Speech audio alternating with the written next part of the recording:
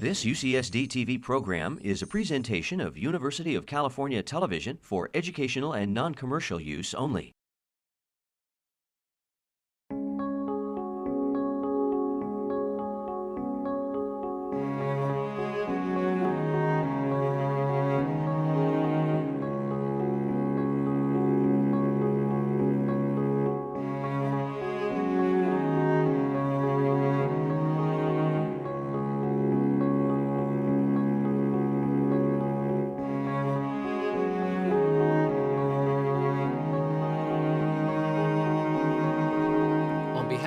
Joan B. Kroc Institute for Peace and Justice, I want to thank all of you and welcome you to our first distinguished lecture of the season, which takes place during an ongoing forum, Women, Media, Revolution. And if you are available tomorrow, we still have one day. It's right here in the theater. It's free and open to the public, and I would behoove you to join us for that. This is all part of our Women Peacemaker program, which, thanks to generous funding from the Fred J. Hansen Foundation, brings 4 women peace builders from all around the globe to the University of San Diego each fall. And I'd like to introduce this group to you right now. They're here in the front row, and so I'll ask them to each to stand as I name them. Our 2011 Women Peacemaker cohort is Ms. Wahu Kara of Kenya,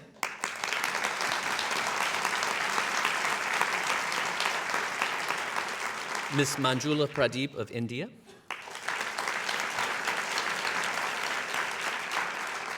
Dr. Rashad Zaidon from Iraq, and Ms. Claudette Verlet from Haiti.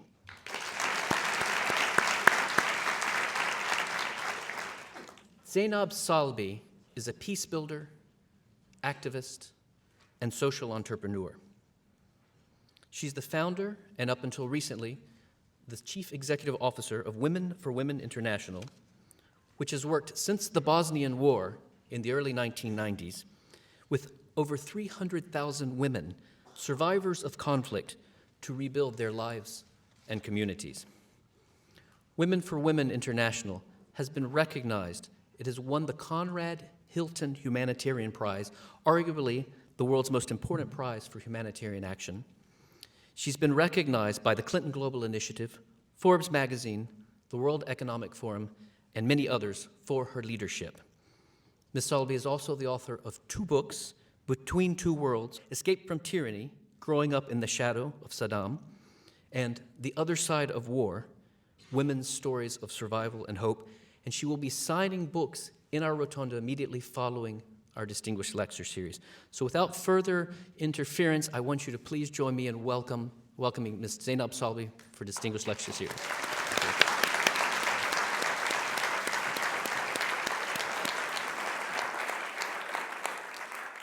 Good evening, everyone. I'm Diana Cutlow. I'm the Senior Program Officer here at the Institute for the Distinguished Lecture Series.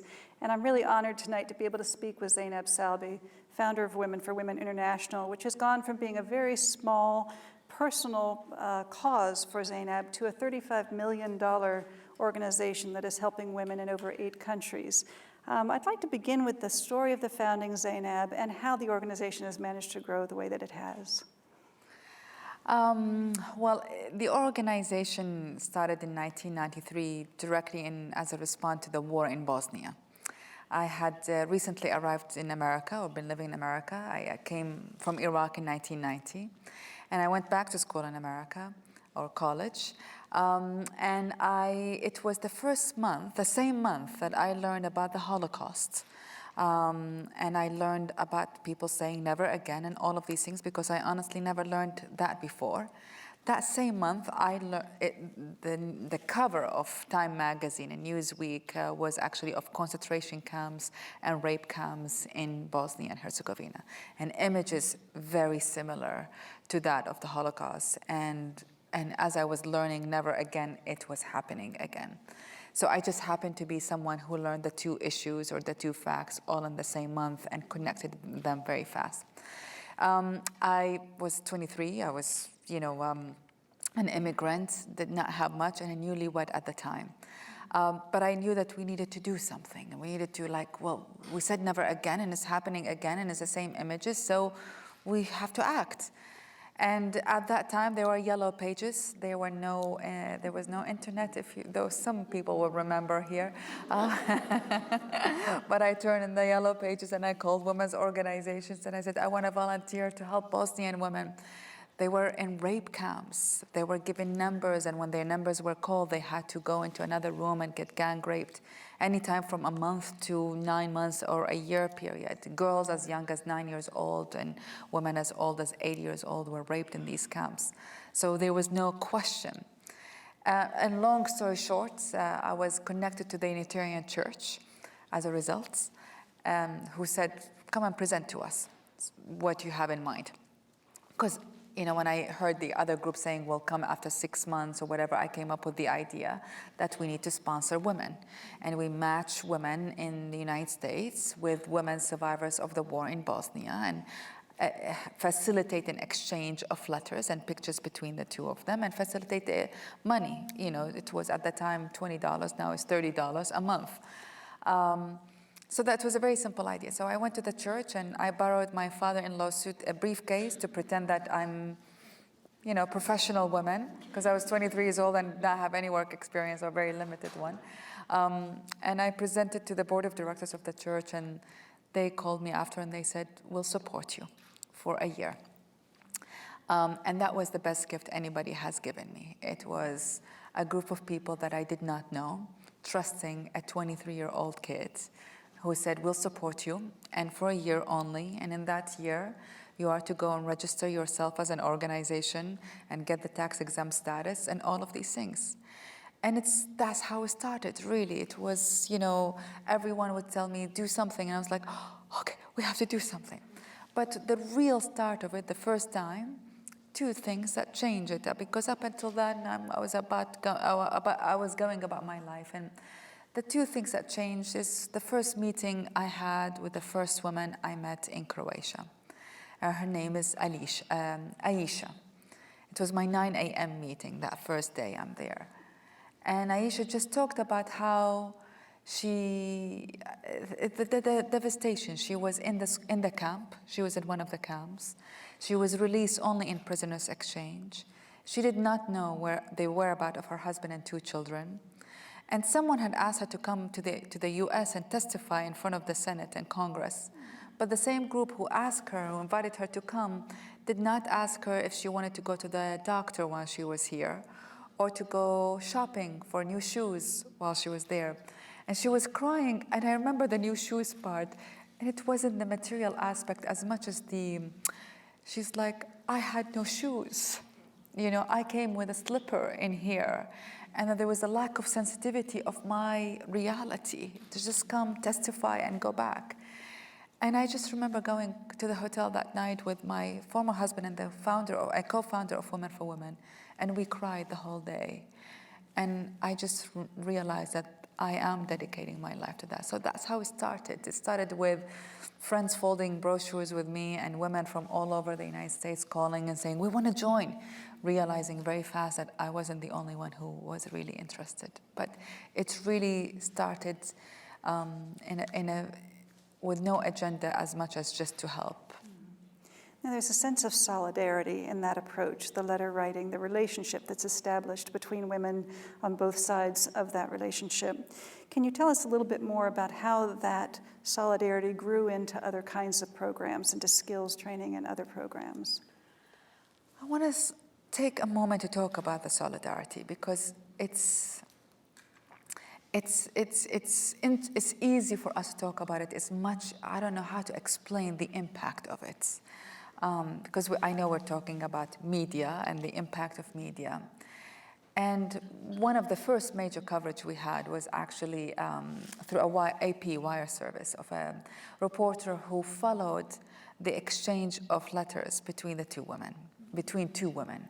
One in Michigan, who was writing about her garden and about her flowers and about the smell and the roses and all of these things. And the other one was in Bosnia. And the one in Bosnia at the time, she was writing about lining up in the water supply line and the snipers shooting at the line. And she would stay along with everyone because she had no choice of going empty-handed. And she would talk about people dying in front of her, and she would stay because she has no choice but to get water. And they were very different letters. So the solidarity part is beyond solidarity. It wasn't actually the solidarity that was being provided as much as in the letters, when we followed the letters. What the American woman was providing is that window of hope. You know, it was just that window of hope that where Samia, the Bosnian woman, was living through her garden. And what Samia provided to the American woman was at least what she provided to me. Let me talk about what she, because I got to see the letters when we did the articles. Because in one of the pieces she said, I lost the I in me. And so I think she provided, at least for me, that sense of the I and in me, and how different is that when we are in peaceful situation and we, to a great extent, in control of it, and how that control is lost in a war. And that you lose the I in me and you become just someone who just survive, who just trying to survive. So I think it is a solidarity, not to say we are here for you as much as it was for the longest time, and it still is, putting perspectives over both our lives, the one in here and the one in there, and in a way helping us both, be more grateful for what we have. In terms of the other programs, so it started, honestly, because I had some conversations this today. First, I said, this is only for raped women. And the raped woman, they're like, we're not going to line up in an organization that says this is only for a raped woman because you're just going to stigmatize us more, so no. So I was like, oh, okay, that's a good lesson, And then, of course, in the process, I learned victimhood comes in all shapes. It doesn't come with only raped women. It doesn't come with only widows. I learned victimhood comes as simple as a woman who saw her house burned down in front of her. And when she talks about it, the pain of that loss is as painful as anything else. I couldn't compare which one is more of a victim. Then I said, well, we sponsor and we give you financial support limitless. And I remember a Bosnian woman stormed in our office, and she said, it's not fair. It's not fair that you helped one woman for 3 years, and you could have helped 3 women for 3 years. I was like, she's right, absolutely. So we changed the program so we can rotate. I also learned, for the longest time, I was so rigid about no smoking policy in our office and in the women's centers. And then I realized the women were fidgeting and you could not be patient for half an hour of talking about women's rights. And at the end, I was like, okay, fine, just smoke a cigarette, whatever, Because honestly, people in war, don't just talk to them about cigarettes, just give me anything, So I learned, it was a humbling process. But then I learned a few things that I want to share. One is, we see people in war as only victims. And in a way, we perpetuate their victimhood by the way we send aid and we send charity. It's more like, oh, poor thing. If you just stay in the tent, I will feed you and send you my secondhand clothes. And it doesn't work like this.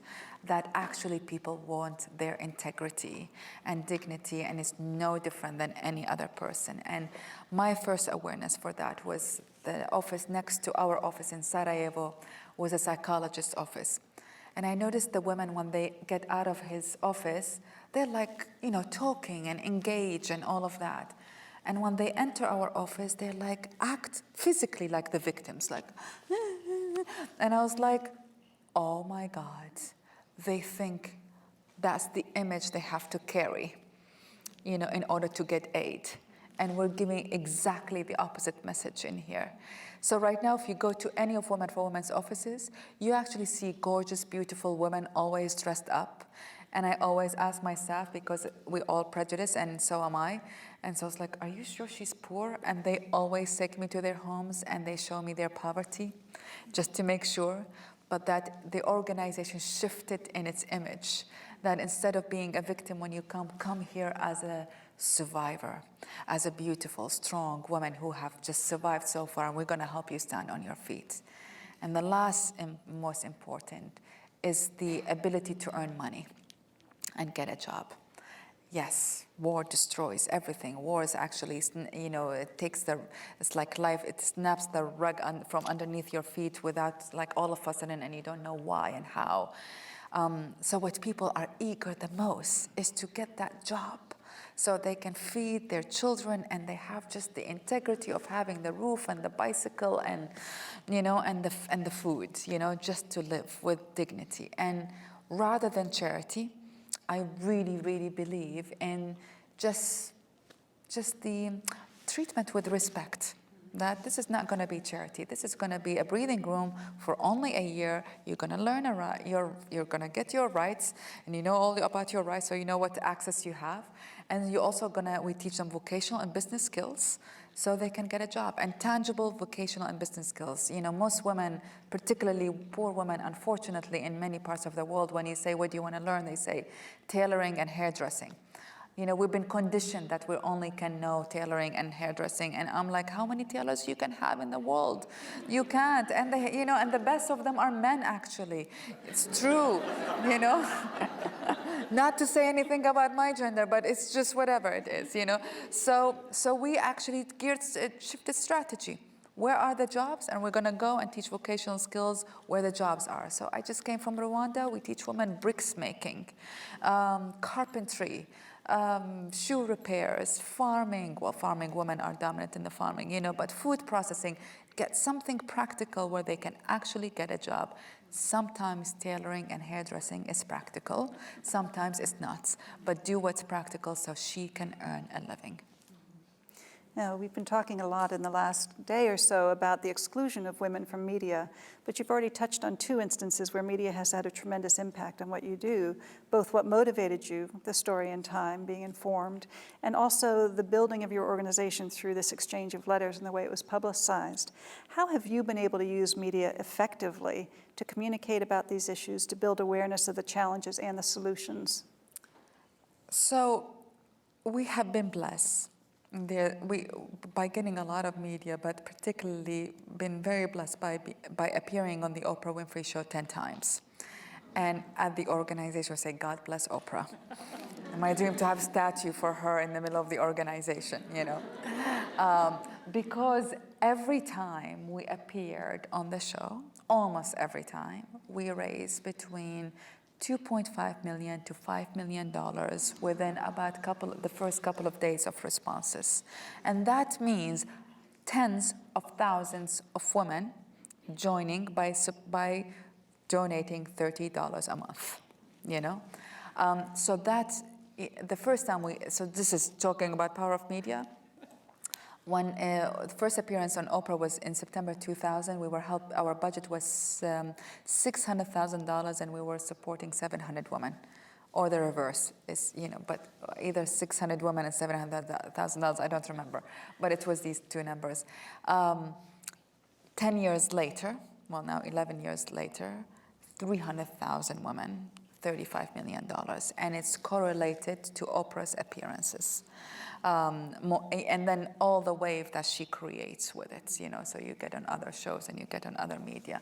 So it has been, in terms of, this is very practical, this is not even, this is just very, very practical impact. It has made a huge difference, for a nonprofit that is trying to raise awareness about the issue, so you can try to raise donations for the issue, and the most efficient, best way for your cause is the media. And it made a huge difference. And you can't buy that. Even an ad would not do it. Then we shifted, then we added the social component, the social media component. And we actually brought a team from AOL, so because we're like, well, we need to know how do we utilize social media component. And for the longest time, our chief marketing officer was an AOL person, and a lot of our current team are from AOL, of how do we, in other words, take the for-profit sector experience and apply it to the nonprofit sector with particularly social media or internet and all of these things. So in every rate of the organization's expansion has been related directly to media coverage, and I would say it makes a big difference.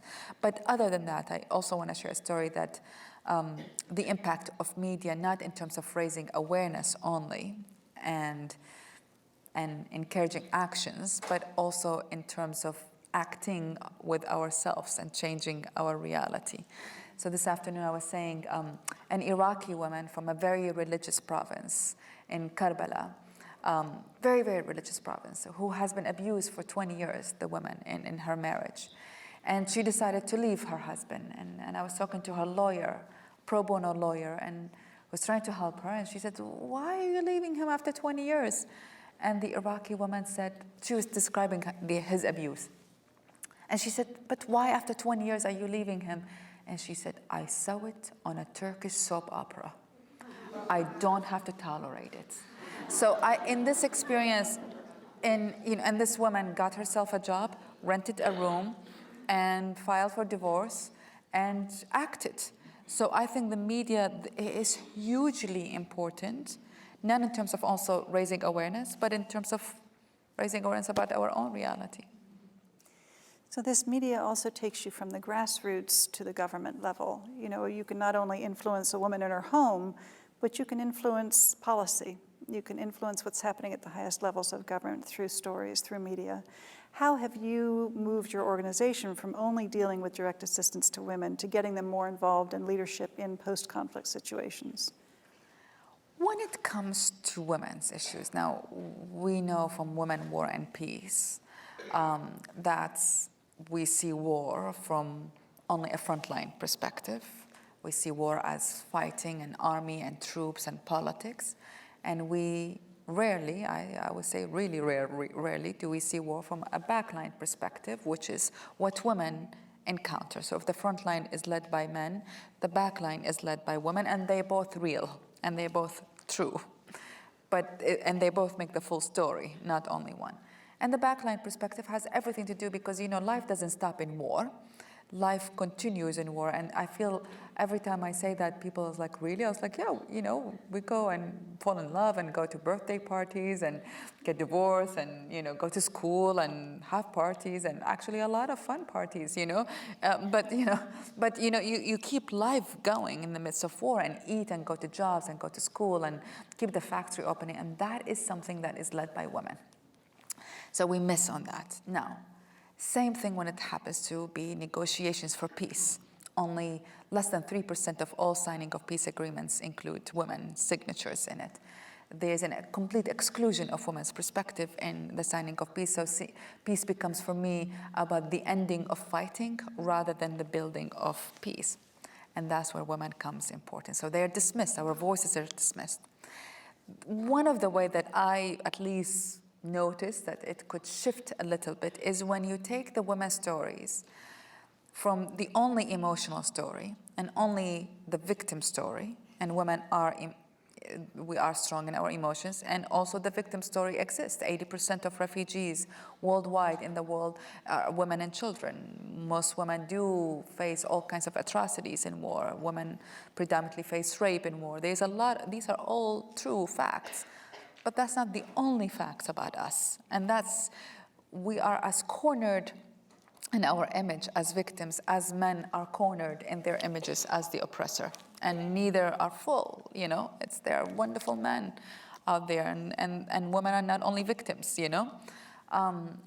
So how do we shift this? Now, one of the things that we've experimented with is when we start taking women's voices from the grassroots, because, by the way, the disconnections between women at the grassroots and women at the elite level is very possible and often happens. Though the grassroots and the Arab Spring and the Arab revolutions has proven, in my opinion, that the grassroots is sort of the foundation of change, basically. So it's not to be dismissed. And I believe we are living in the era of the streets, So how do we transfer the women's voices from that of just, from especially women at the grassroots to political one? And the way we did it is by surveying them on political issues. So we started with a survey in Iraq, but then we do in Afghanistan and Congo. and there's a long way to improve. But basically, we ask women not about children issue only, though we do, or women's issues only, but we really ask them about their prime ministers and their presidents and the constitution and the military and the economy and the men's topics, the newspapers topics, because women are not asked these questions. Women are only asked about what we think about children, health, and education. We're not asked about the other things, at least in the part of the world that, and when it comes to war. And so when we did that, and we summarized the result in a very strategic way, then, and this is, I'm just using personal experience, as a leader of a group called Women for Women, you can imagine the jokes I have encountered from politicians, particularly in the countries we work in. Oh, women for women, why not women for men? Men for women. I mean, it's like, I know the jokes, and it gets really bad also. You can imagine. But then when I say, okay, Mr. Prime Minister or whoever, but I have a survey, and let me tell you what the women in your country are saying about you, And honestly, almost all the times it's like, okay, what I want to see. And so you shift the debate, you shift the language also, and that's what I'm interested in, is that we don't have to only present the issue in the emotional victim issue. Imagine if you present it in the political, leadership issues. These women's voices are very important. They have very particular demands of you. And by the way, we did that at the prime minister level, but we also did that with countries like Congo, with the military commanders and the chief and the mayor. When you present women's issues as these are constituents who can actually get you out of office if you don't pay attention to them, then you change the dynamics of how you treat them with respect, the respect we simply deserve. Are you seeing those changes showing up in legislation, in policy levels, or simply in how well those laws that already do exist are being enforced?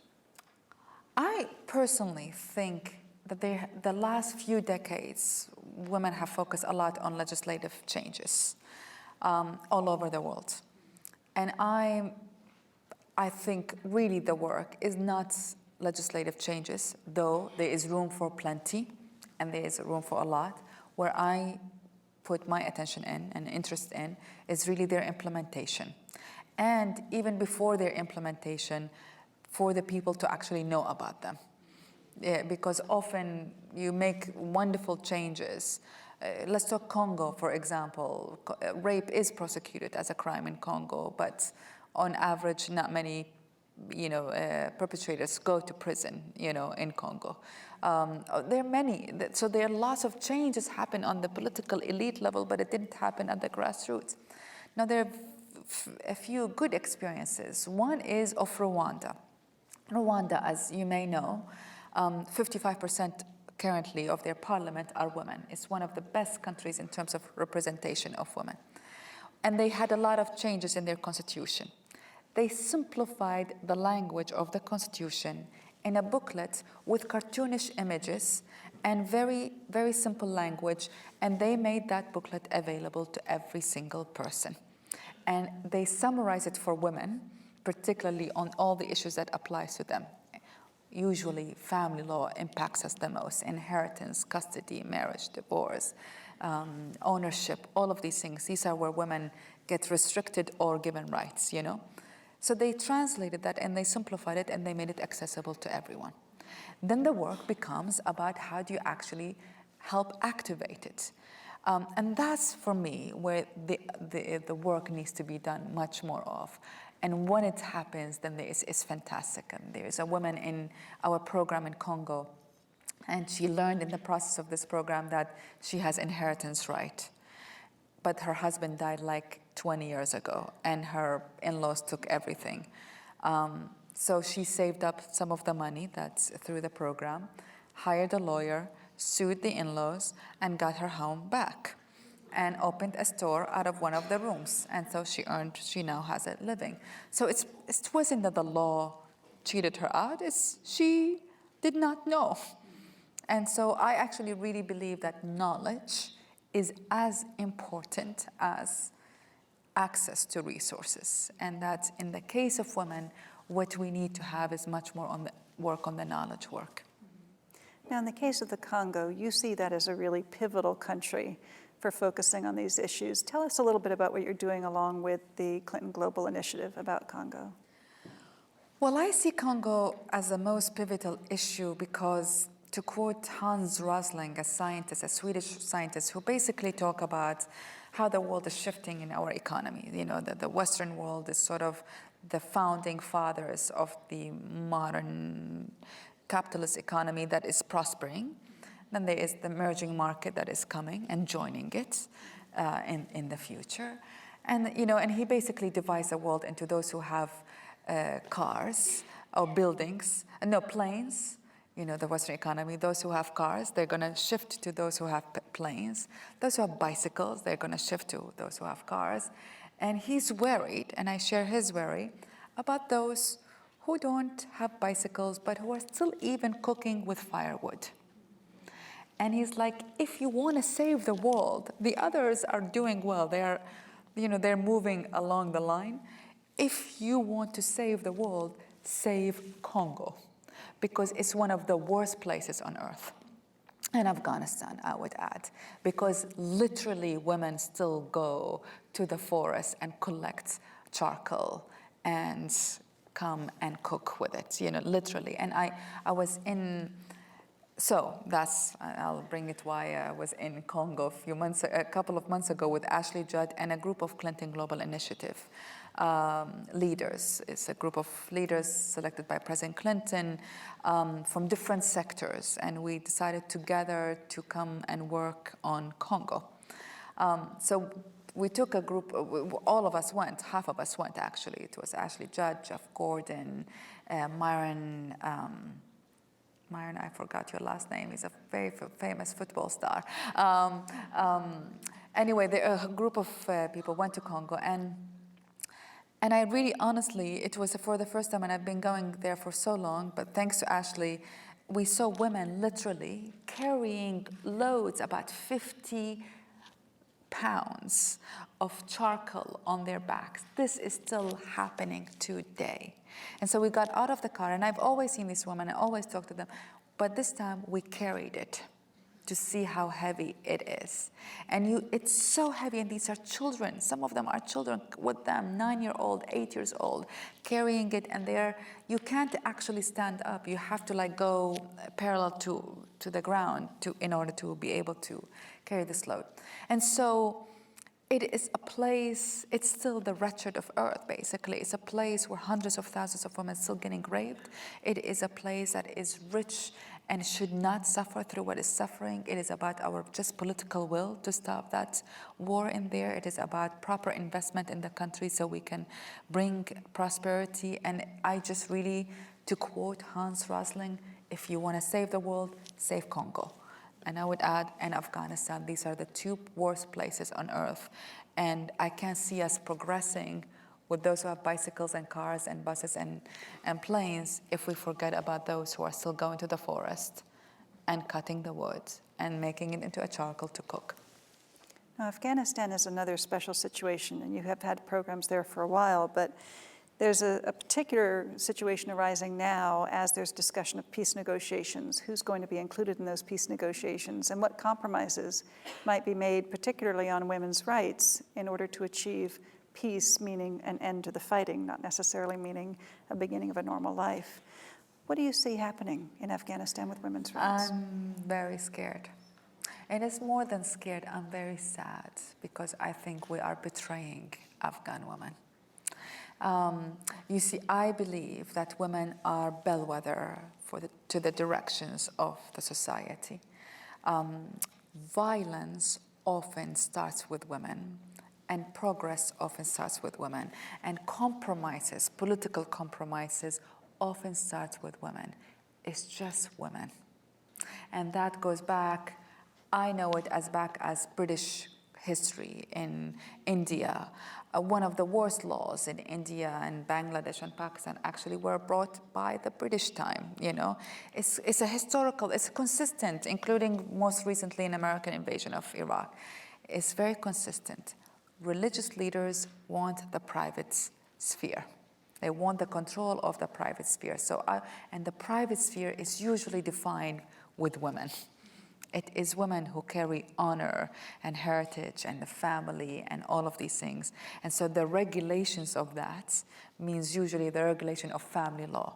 And that has to do with mobility, access to resources, choices, basically, all the things that, again, marriage, divorce, inheritance, custody, right to study, all of these things. These are family law issues.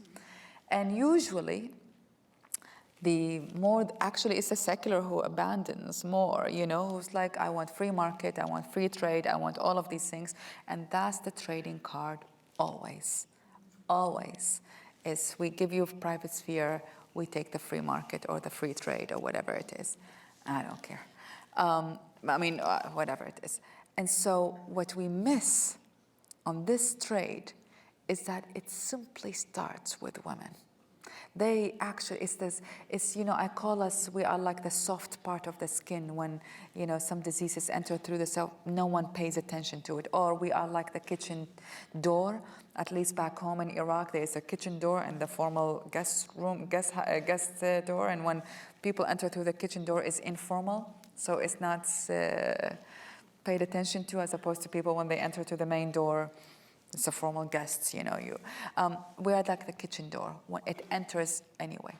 So what's happening to Afghanistan is when the Taliban are saying, and they are saying, and they do have it on their list, all the compromises they want on women's issues. And you do have a lot of the international community, as well as Afghans, who are saying, it's just women. I actually talked to an Afghan advisor to President Karzai who said, look, women are going to have to compromise, but don't worry, it's not so much. It's just their mobility and their appearances. And I wanted to shoot myself because I was like, how do you know you never wore a burqa, have you? Or you haven't been told you cannot go to school or you cannot go to work. So how do you know it's not so much, But I equally heard this from American senators, who said, maybe it's irreconcilable. The rights of women in Islam, it's too much. It's just, we don't have hope that it can be reconcilable in Afghanistan. Some different statements to the same end. And so I hear this and I see on the political sphere this sort of, it's not reconcilable. And I go to Afghanistan, and I was in Afghanistan last March, and I met this woman, Zarquna, who was promised to be married at the age of 6, got married at the age of 15, was a widow and a single mother at the age of 16, was beaten up by the Taliban during the Taliban time by a whip for wearing an open shoes. And in the middle of that beating, she grabs the whip from the Talib and take it and throw it. And I'm like, what happened in it? What got you the courage? And she said, it wasn't the pain of the beating, but it was the humiliation that someone was beating me. A human being was beating another human being. That was what got me to stop him. But anyway, this woman, Zarquna, comes to our program with nothing. She's completely, utterly poor. She learns about her rights. Her vocational skills actually happens to be embroidery and tailoring, but she, wait, let me tell you a story. But she, got out. She was so good, we hired her because we have a partnership with Kate Spade. So actually, in this case, it's really good because they embroider things for Kate Spade. But anyway, so they got out. She got out. We hired her. She took a loan. She starts a business. Long story short, this woman has $30,000 in her bank account. She just bought a machine for $18,000. She's employing 150 people. I just met her 5 years ago. She entered our program. And always she said, when I talk with her, she said, I just want stability in Afghanistan so I can continue to grow my business, And it makes sense, right? She needs stability so she can continue to grow her business. She's hiring 150 people. Her daughter is going to college and she's going back to school. And I see her and I feel we are betraying her. Because she and many other women did their part. They stood up. They went to school. They ran for parliaments. They ran for president. They did their part. And I feel if we're not going to make sure to protect their rights, and if we really believe it's written, and we really believe that it's important, that if we compromise on their rights, we are going to compromise on the larger peace in Afghanistan, and it will hit us back here again, then I feel a huge, sad, very sad. And there's another country where that's a risk, and that's Iraq. It's a country that's very personal to you. You lived there for 19 years before coming to the States. What do you see different about working in your own country than in the other places where you've worked? I love my country, and it's been the hardest country to work in as well. It's the most dangerous country, not the hardest because of Iraqis. It's just been the most dangerous country, actually, believe it or not, to work in because it's unpredictable, because you don't know when the bomb is going to explode. And the other countries you actually can know, sort of you avoid this street or this street. In this one, you just don't know. So it breaks my heart what happened to Iraq. It's everything is destroyed. It's destroyed. It's just everything about my life has been destroyed. And it's the house that I grew up in and that was built the year I was born. My parents called it, I brought the blessing by building the house, so it's my blessing, according to them. 6 years ago or 5 years ago, it became an execution center. And then a brothel, and my dad called me saying, it's a brothel now. It's like, Dad, at least they're having sex instead of, killing each other, but it's horrible because trafficked women go through horror, so it's horrible, and prostituted women go through horror often. So, and then became a military base, and then when they released it a year ago, actually, I went to see it, and it's stripped of everything, and I only tell the story because that's how I feel about Iraq. It stripped everything. The house had a garden surrounding it, and the garden is absolutely dead, nothing in it. Even the electric wires are taken from the house, and I feel that's Iraq. So it's destroyed, and there's a sense of, it's just the unfairness of what happened. And as my aunt said, she said, America destroyed, and we destroyed.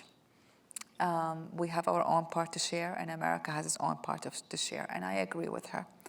And I think also that I reached that stage in which the only hope I have in Iraq is through Iraqis. I went from a time of saying, no, we can't, lobbying and talking with American politicians that we cannot leave Iraq, not in terms of military, but in terms of development and infrastructure and all of these things. We help destroy the country, and we need to rebuild again. It's like someone going to your home and destroying it and leaving. And so it's like, we chose to go to Iraq. We're not invited to go to Iraq. We chose to go to Iraq, and the country is destroyed, and we need to help rebuild it.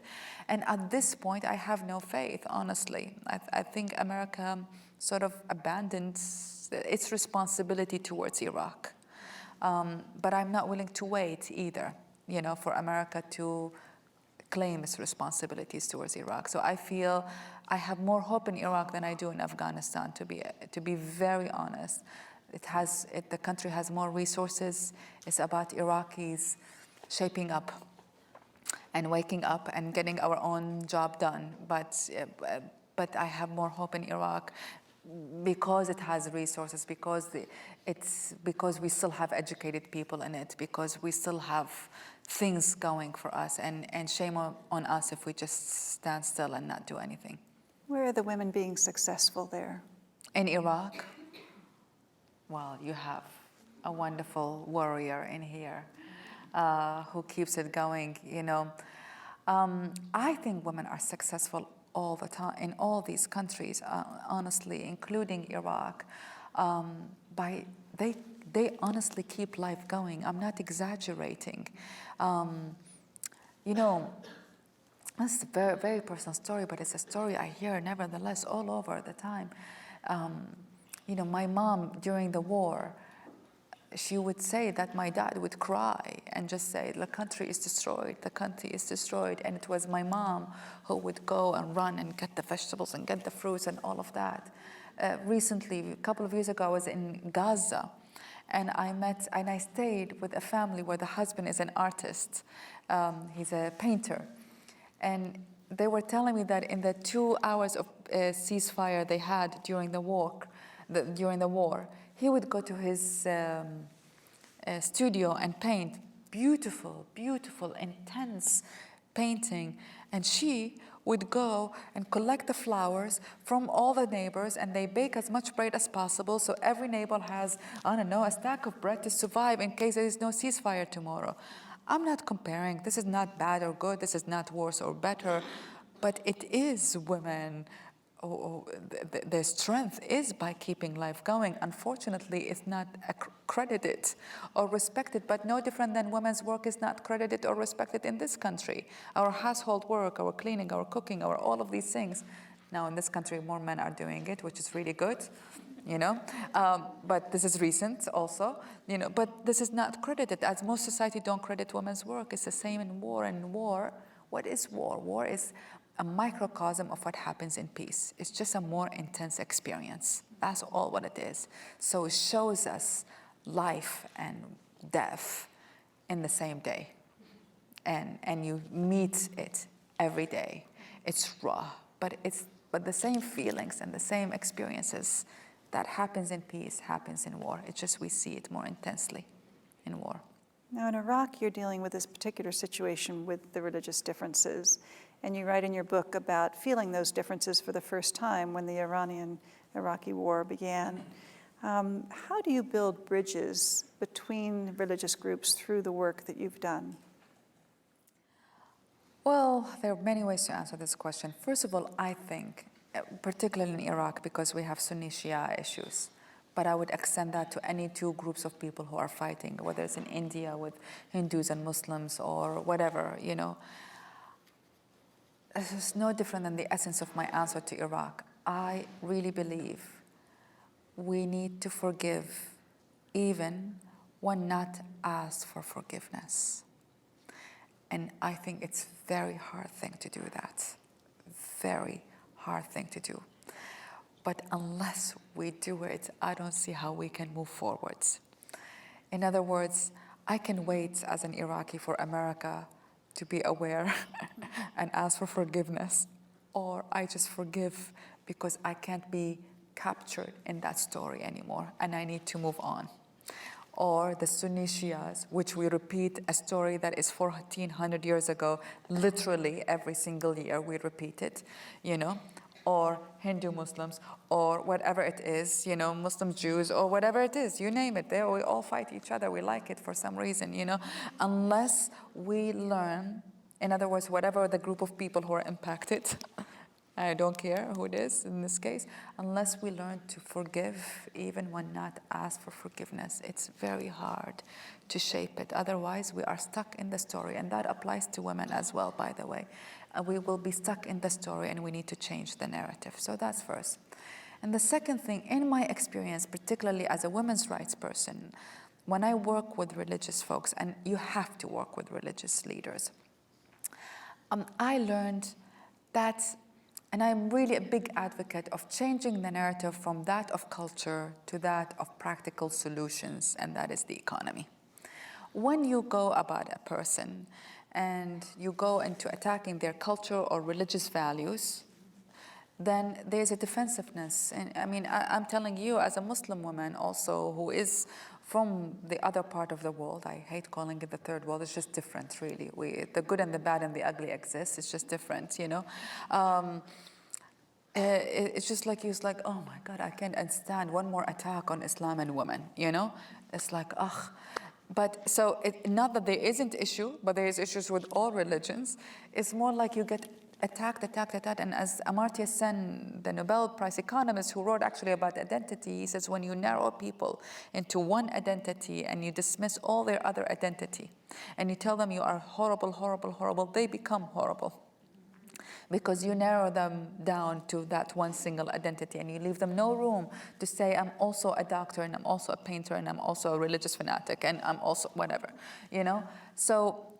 So when it comes for me to issues of religion and women particularly, my attitude about it is that we don't start with the women and religion and culture, but we start with practical solutions. So I give you an example of the strategy and my attitude at large. I was in Iraq, in that same province, Karbala. very religious.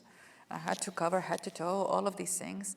And I had my Iraqi colleagues with me, and we wanted the permission to work in the province. So the mayor accepted, and the governor and all the government officials accepted. And at the end, they said, but you must get the approval of the tribal sheikh. I don't know. So I go to the tribal sheikh, and he senses that I'm the leader, even though my Iraqi colleagues are there, and he's just like picks on me. And he started picking on my identity. Who are you? Who's your father? What tribe are you from? He can't ask me, it's impolite for us to ask, are you Sunni or Shia? But you ask the family, which part of Baghdad are you from? Where are you living? I can sense from your accent you're living abroad right now. You live in America. It's like, and every answer I'm answering him is wrong in his dictionary, wrong. My father was Saddam Hussein's pilot, is horrible, I live in America, horrible. I mean, it's like all bad, And I was like, I'm not gonna get the deal to work in this province to help the women there because of my own identity. But the point is, I'm telling the story is because I said, okay, look, I know I'm failing. So let me tell you what I'm gonna do, what I'm here for. And if you don't agree with that, then I might as well go because I know I'm not fitting the picture in here. And what I want to do is work with widows. And in this case, the Iraq has about 1 million widows, but vulnerable women too, And I have a program that is 1 year, teaching them vocational skills and get them jobs. And I sort of did not highlight too much that we do also rights awareness educational training, but I said it comes with an educational program. But the most important thing in this case was jobs. And this man, the sheikh, this traditional guy who did not like that who I am, the westernized person, he's like 2 minutes of that, and he says, bless you. And he said, women are like a broken wing to a bird. And a bird can never fly if one of his wings are broken. So God bless you, go work with them. And all of a sudden, my identity and who I am and my background and all of that was irrelevant because there was practical solutions. And when I was in Afghanistan in March, I met with 20 religious leaders, tribal leaders, all old and the turban and the beard and the whole thing, And I was sitting with them. The only woman was sitting with them except for my colleague, and having serious discussions from rights of women, of education, to domestic violence, to rape, to Taliban, to all kinds of things. And they treated me with respect as much as I treated them with respect. But the line of entry, or the starting point, is practical, not attacking on religious or culture. Religion, as a South African saying goes, is water, is not stone. It moves, or culture is water, not stone. It moves, it evolves, it changes, it's whatever. And so we can't start from that point. We have to start with practical. And the least resistance I got is from poor men. They, usually they say, we're so hungry, if you want to help us, help our wives get jobs, please. And this is more recently in Rwanda, I had that discussion. So I personally think that be practical first and provide practical solutions to people, and then you can go into the more sensitive solutions, but only after you build trust and a foundation of trust and an honest and sincere respect, and not coming at it from, you are horrible and I'm going to save your women. Thank you, Zainab. We have a question from the live chat room that's going on. We're streaming this event live so it can be viewed anywhere in the world. What do you envision for the organization in the future? As you're stepping away from it a little bit, you have other ideas of what you could be doing, what the organization could be doing. Let's start for the future of Women for Women International, and then talk about what you see for your future. Well, Women for Women International is a very clear trajectory. I wouldn't have left now if or wouldn't have stepped down as a CEO if I didn't think that it's in a very clear trajectory. We have a very clear program. We have a very clear mission, amazing, wonderful team, especially overseas. And what needs is just to grow and serve more women. So it's exciting to see people who are exciting about growing it and improving this and improving that. But you have the templates, you know, and it's just now go and serve more. So I feel a great level of comfort for where it is, you know, and I'll continue being part of it. Of course, it's like having my baby who's 18 years old, literally, very much so. As for me, when I came to America, I was almost 20, 19. This year, I'm 21 in America and 20 in Iraq, basically, you know, and so it's almost half of my life in here, tipped over in America. I just honestly feel with the Arab revolutions, there is so much hope. I have so much hope in the Arab world. You see, the fear we had is so hard to explain. It's so hard to explain. And for all these people, for all the young people and the old people to have gone to the streets and rebelled and screamed, I have chills whenever I hear their chants.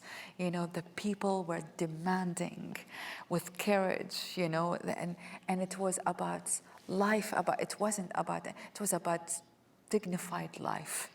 People wanted jobs and a dignified life, you know, and women took part of it. And you know, we're at danger, of course, always. Women always go back in the front and then they are pushed back. So I feel there is a huge window of hope. And I really, really want to, if what I've done in the last 20 years of my life was focusing on building this big bridge between the Western world and conflict areas, I'm coming to the realization that the small bridges are equally important. And the small bridges between us as individuals, all the small bridges between, you know, people from the same region, Egyptians and Iraqis, Jordanians and Palestinians, and I don't know, Yemenis and Moroccan, and Indians and Iraqis and Malaysians and Lebanese, and you know, it's that other parts of and Africa. Sorry. And my sisters in Kenya and Congo and Rwanda and Mozambique and in the bridges between us. We have focused so much on the bridge between the Western world and the other part of the world, which is valid and important and to be continued. And I feel we need to have small bridges because there is so much more to share between us. And perhaps it's easier to create shift when it's coming with our own images.